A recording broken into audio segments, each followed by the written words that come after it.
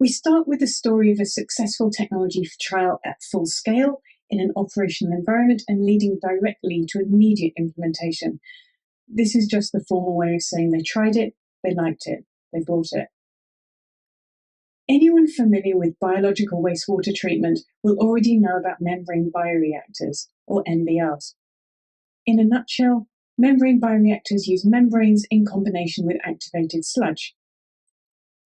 It's an aerobic process in which air is pumped in through fine bubble diffusers to keep the activated sludge alive and well in the aerobic zone, and coarse bubble diffusers to scour the surface of the membranes and keep them clean. Now, this particular wastewater contains high levels of carbohydrates and colour compounds, sticky things, which caused severe problems with fouling on the membranes and on the diffusers. Enter VorTech Water Solutions. I had the absolute pleasure of talking to Sean Mulligan about how they solved these problems with the support of the Isle Trow Reservoir and the 2023 Xylem Accelerator Programme. Now, Sean, from a very young age, was interested in water and hydraulics. He did his undergraduate studies in civil engineering, and that led him into academia for 4 or 5 years, working on hydraulics, fluid dynamics, and their application to real-world problems. And those led to him to developing the Vortex Powered Aeration, or VPA, process.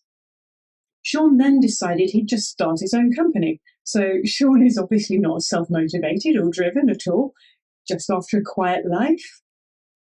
Here's Sean. Tell us a little bit about the technology and how it was implemented in this particular use case.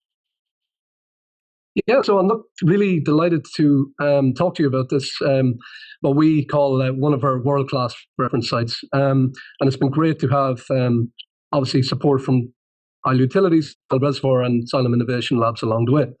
This project is for basically a global beverage company based in Ireland. And that beverage company produces waste from carbonated beverages and production of carbonated beverages. In their wastewater treatment facility on site, they have the biological treatment step carried out by what's called membrane bioreactor technology. What we're doing in a membrane bioreactor is we're increasing the bacteria, or what we call the biomass, or the mixed liquor suspended solids, by 3 or 4 times that of a traditional activated sludge plant. And we could do this because of the filtration process, and that's what unlocks the small footprint and better quality effluent. The challenge then, though, Joe, is that higher mixed liquor, and combined with the characteristics of the influence stream, causes very significant fouling issues on fine bubble diffuse aeration systems.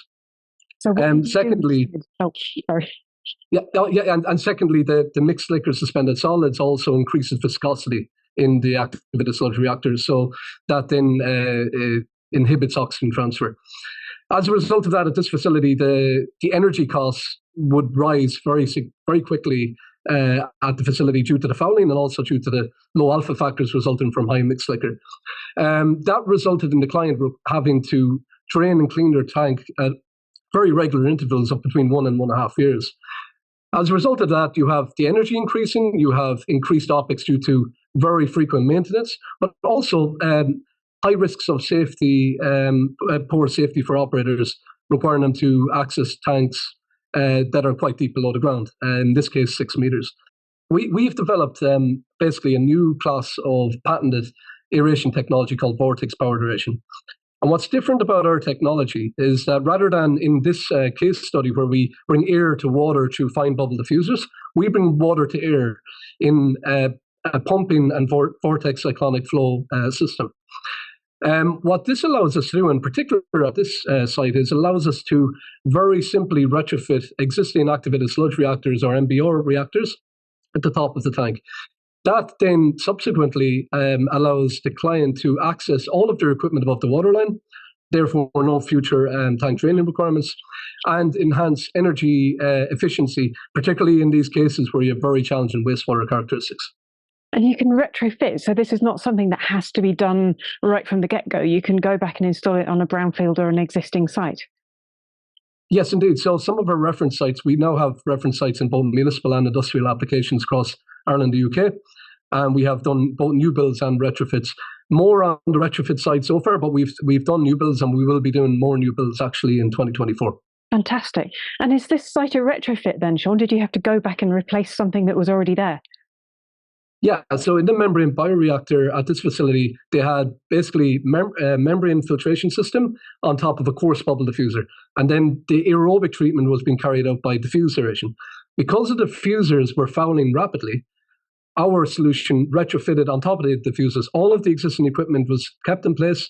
Our system was retrofitted in 2 or 3 days, 1.5 days per unit, on top of a live reactor, meaning no downtime to existing plant or no disruption to existing treatment processes.